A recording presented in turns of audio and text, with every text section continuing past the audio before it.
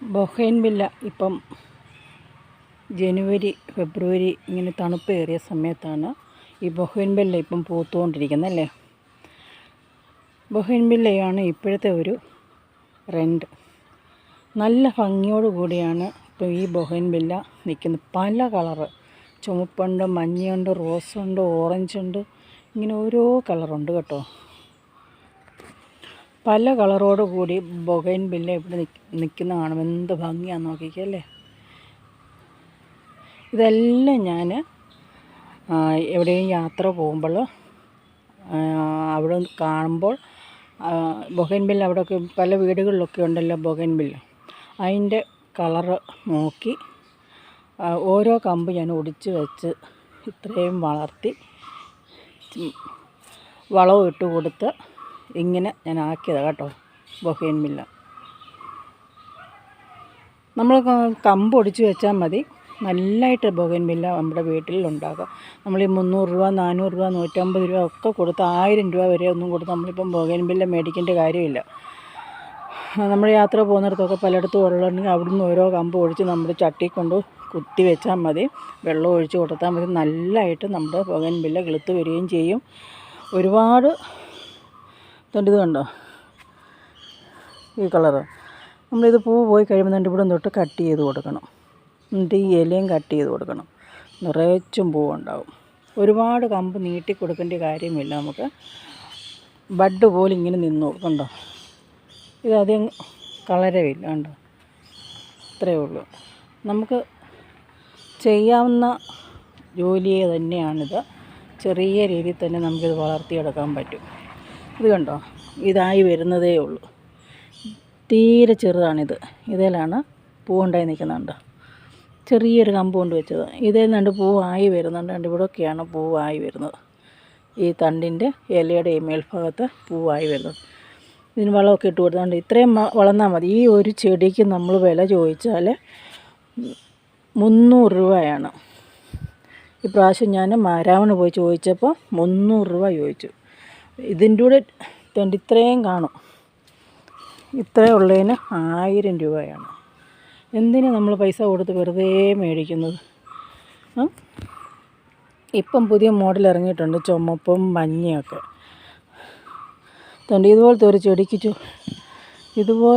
ഒരു ചെടി ചോദിച്ചാൽ ബൊഗൈൻവില്ലയുടെ വില ചോദിച്ചാൽ 1000 രൂപയാണ് അവർ പറയുന്നത്. എന്തിനാ നമ്മളങ്ങനെ 1000 രൂപ കൊടുത്ത് മേടിക്കുന്നത്? ഓരോ കമ്പ് നമ്മൾ പല കളറിൻ്റെയും കൊണ്ട് നമ്മൾ ചട്ടിക്കകത്ത് വെച്ചാൽ മതി.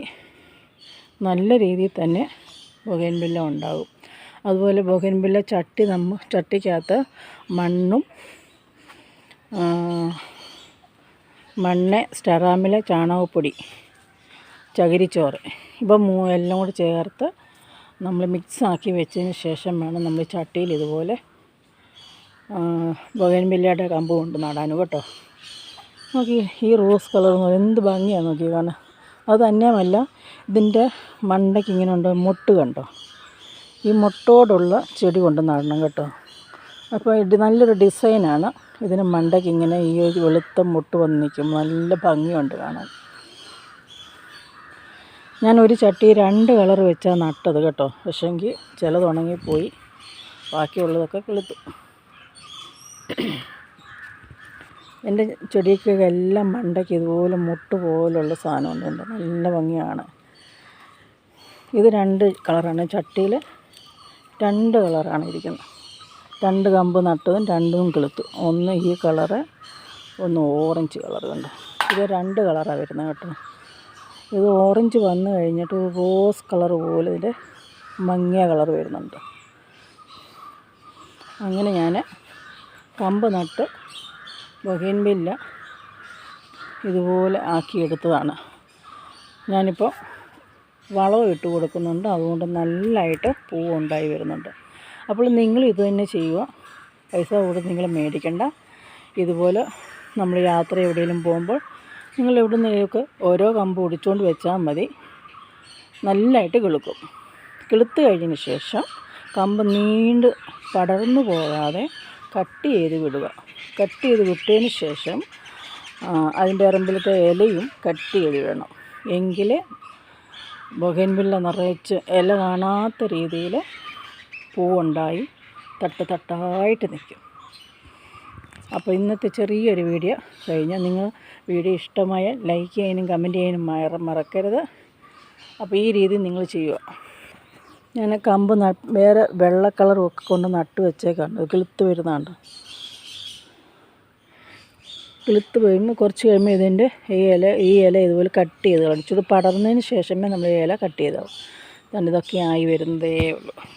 ഇല്ലാത്ത കളർ ഞാൻ കൊണ്ട് നട്ടേക്കുവാണേ. അപ്പോൾ ഞാൻ വേറൊരു വീഡിയോയുമായിട്ട് വരാം. Okay, by.